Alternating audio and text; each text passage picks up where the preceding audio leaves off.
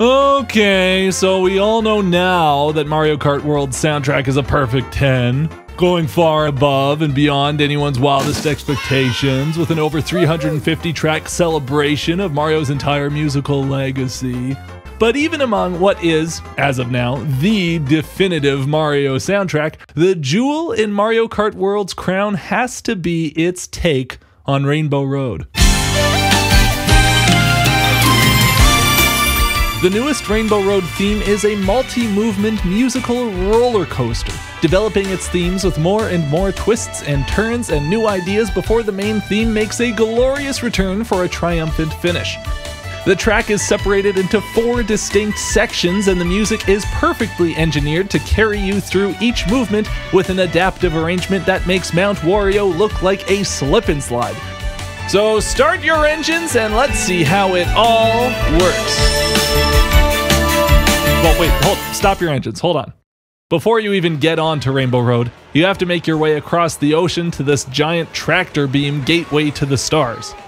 This is kind of a genius game design move. Besides giving extra time to build anticipation, the contrast between the terrestrial track below and the multicolored space track you're waiting for gives your eventual arrival on Rainbow Road a ton of impact.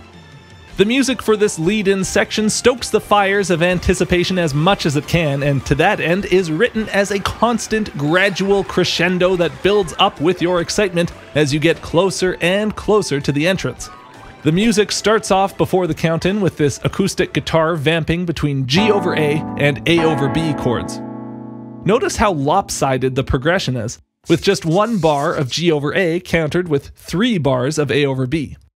This is one way of creating anticipation, that extra long second chord creating this feeling of, I thought we were going somewhere. Are we going to go somewhere?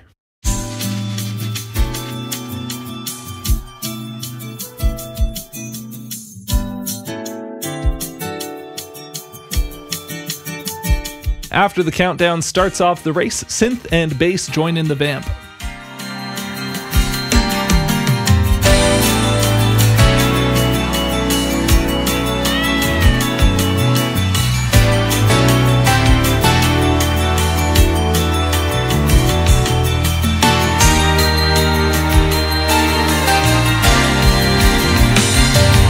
The harmony of this lead-in music pushes the feeling of expectation by sticking to this specific sus chord sound, building a major triad off of the flat 7th of the chord, and then moving that shape around to start on different root notes. I went into this type of chord in detail in my video on sus chords, but just know that this shape has a particularly ambiguous feeling.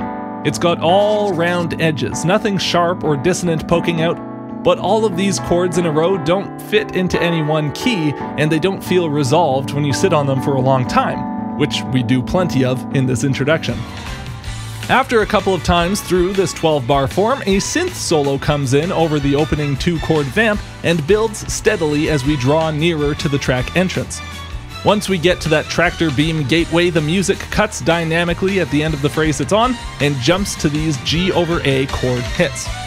This drops out to a couple bars of space, subtle synth echoing through the silence until a big tom hit brings in the majestic opening to the real Rainbow Road theme right as you land on the track at last.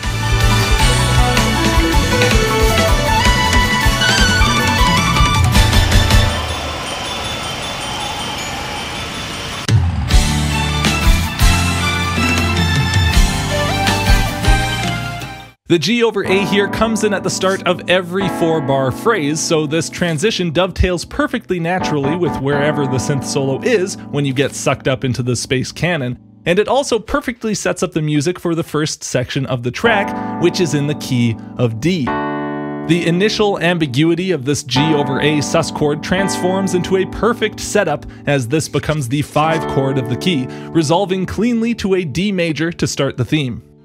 All that built-up anticipation pays off as the real theme of the piece comes barreling in with big chord hits quickly transposing through different keys to build up hype to a maximum.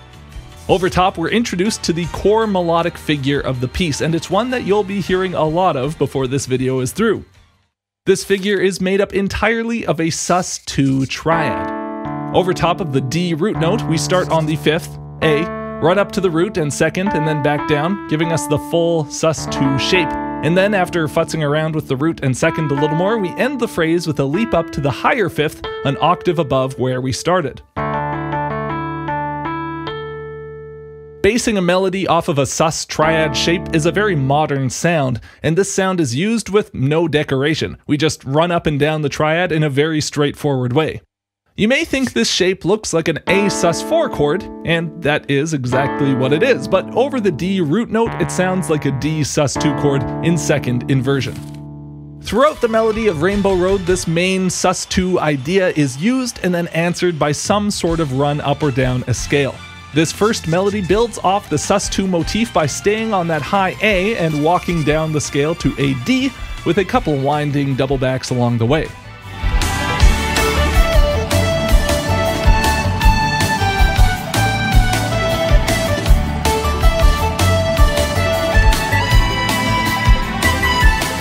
The melody develops around a simple but feel-good chord progression and always uses scalar motion between the two tent poles of the root and fifth of the key to build off of. Now, I did a video a long time ago comparing all of the previous Rainbow Road themes and finding a few common motifs between them. I originally wanted this video to be a follow-up to that one, but the truth is Mario Kart World's Rainbow Road theme has very little in common with its predecessors. The nearest we get is this approach to melodic structure. In that old video, I labeled Motif 2 the idea of a melody jumping from the fifth to the root and back. Big, strong leaps between the root and fifth, with or without scalar travel between them, are what give old and new Rainbow Road themes such confident, rock-solid melodies. This approach continues into the bridge, but with some more adventurous harmony, jumping from our home D chord to a B-flat major 7. The melody continues playing with the root and fifth of the key, leaping down from A to D, a 5-to-1 in the key of D. But over the new B-flat chord, this hits the major 7th and 3rd of the chord, and then another scale gets us back up to that A. The harmony wanders around here quite drastically. We move from B-flat major 7 to B-flat minor 6, a colorful way to get to an F major chord. But instead of F major, we hop between A minor 7 and D7 chords with the harmonized strings giving a bright, optimistic melody over top.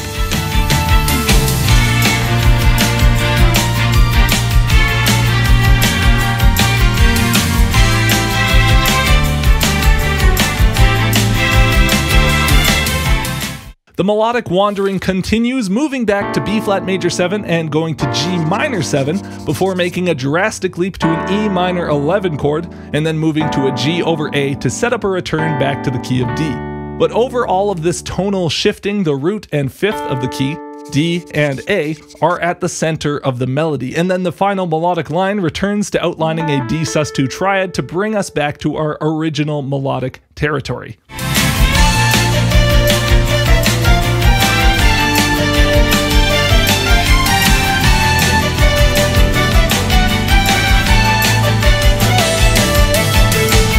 It's a great bridge, but what you don't know yet is that it's kind of foreshadowing a bunch of the music to come.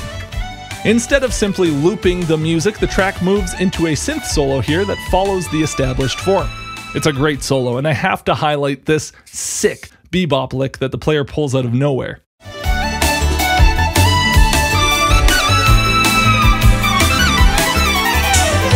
Oh, that's tasty! He's implying a G major 7 to E7 to A7 flat 9 to D7 flat 9 all over this one D7 chord. Move over, Dolphin Shoals, there's a new Mario Kart lick in town.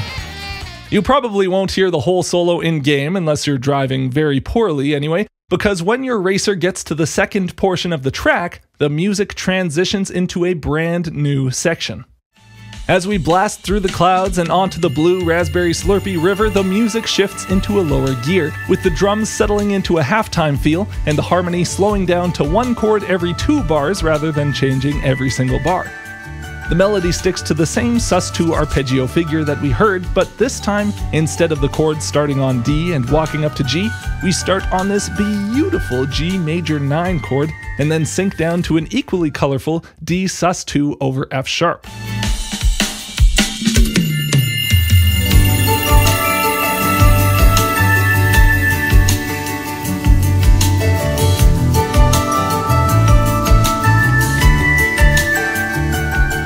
melody develops in a different direction than it did in the first section, this time exploring the second half of the sus2 motif's shape as the basis for the following phrases.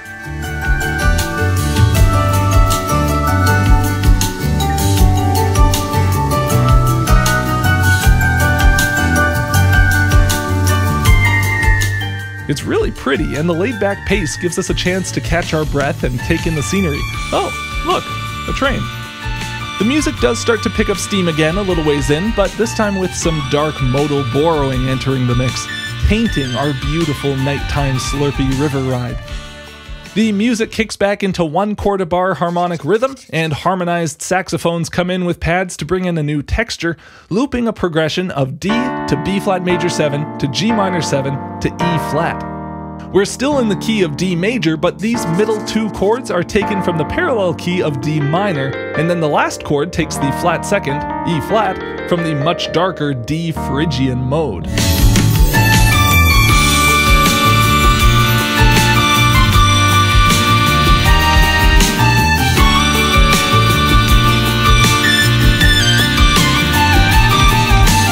This slow descent into darkness repeats, each time growing wilder and wilder as more and more instruments join in.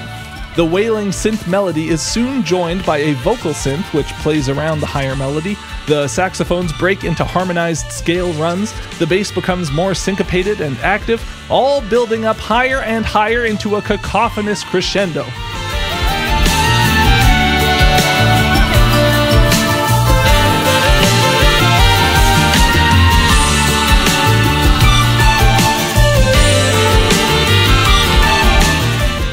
The tension grows and grows until you almost can't bear it, and then as you finally shoot off into the third section of the racetrack, the music breaks down into just acoustic guitar and saxophones.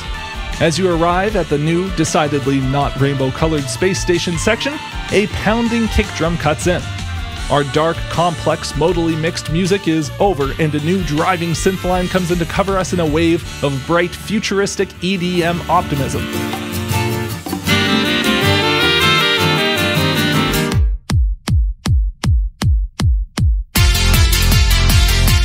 Using this kick drum solo moment as cover, the music subtly modulates up to the key of F major rather than D, giving the music a sense of freshness. Once again, the melody delivers our core sus2 motif, expanding it in a simple way with some walking down the F major scale at the end of the 16-bar phrase, rounding it out.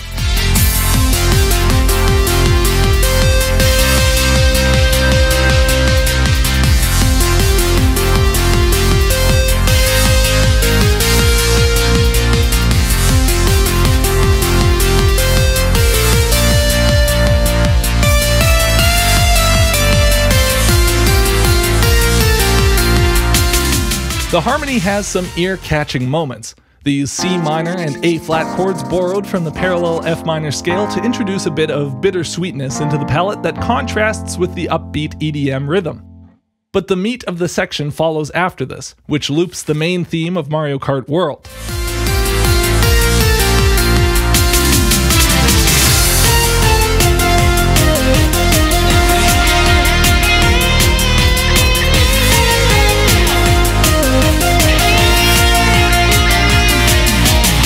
I talked about this theme at length in my last Mario Kart World video, so I won't dive in too deep here, but it's funny seeing the bluesy 60s rock material dressed up in a driving techno aesthetic.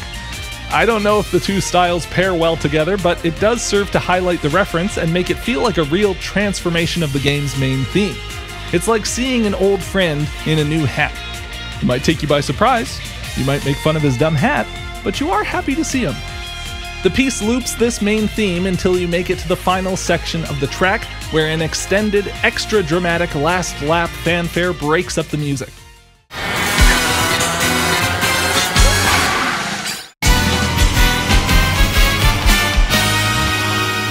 This space allows the final section of the music to just start with a bang, or more accurately, a ridiculous drum fill.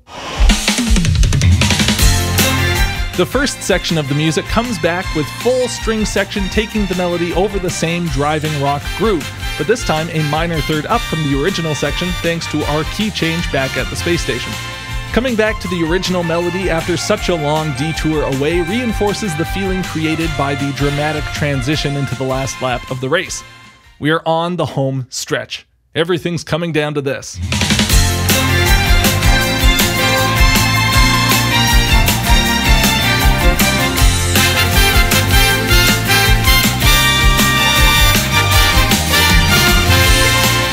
The restatement of the theme feels great, especially as your wheels have touched down on an actual rainbow road again, and we're gunning for the finish line. But it's after this first section that the theme starts to get really clever.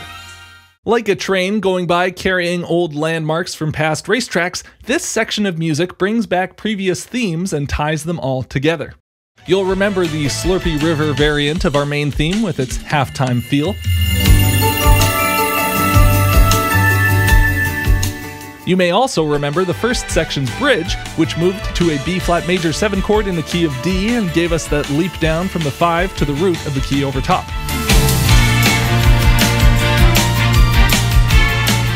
This final section of the race brings both of these melodies back and weaves them together.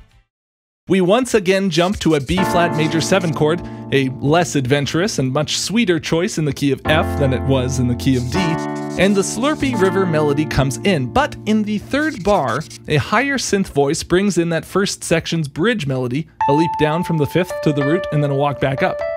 These melodies continue independently, winding around each other until they come together with a harmonized line in time for the resolution to the tonic F chord.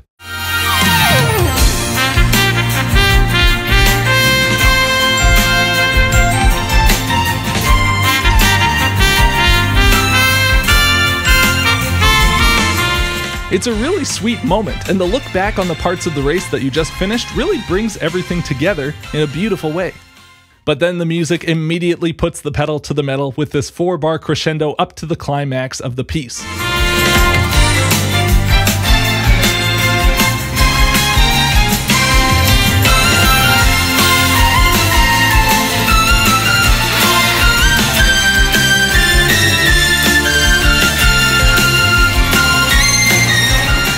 This climactic section is new, but made up entirely of pieces that we've heard before. The opening bars take their shape from the answering figure of the opening melody. The 7-to-1 to 7-to-1 motif is a less bluesy development of the motif from the game's main theme. The 5-to-1 leap here is taken with this exact rhythm from the bridge of the first section of the race. Put together over top of the driving drum beat, wailing synth, and harmonized brass melodies, it really feels like a grand finale.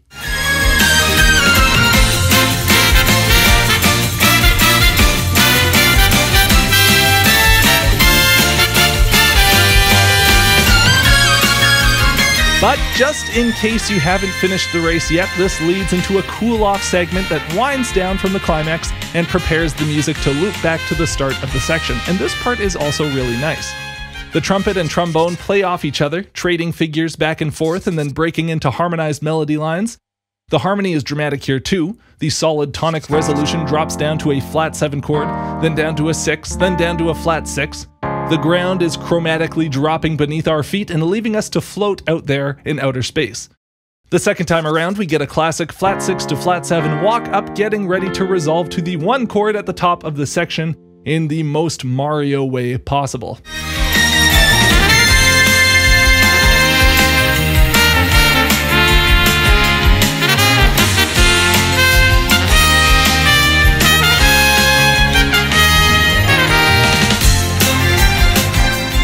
By the time we get to the finish line, we feel like a winner no matter what place we rank, because this whole course has been designed to feel like one big victory lap. The way each section takes a different spin on the same core ideas, and then manages to bring back old ideas in a surprising new way within the space of the same piece of music is crazy. The core motif is endlessly adaptable, and its consistent presence throughout each big musical shift ties the whole experience together. Heck, even the results music grabs onto it.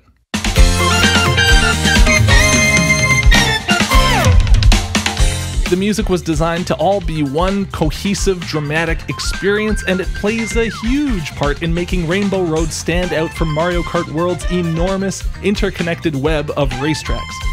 Truly a stellar way to bring this huge, crazy journey to a satisfying conclusion. Thank you all so much for checking out the video. If you liked it, please consider supporting my channel on Patreon. If you already do support my channel on Patreon, I love you very much. If you don't support my channel yet, you're dead to me. No, just kidding. I hope you enjoyed the video. I'll see you in the next one.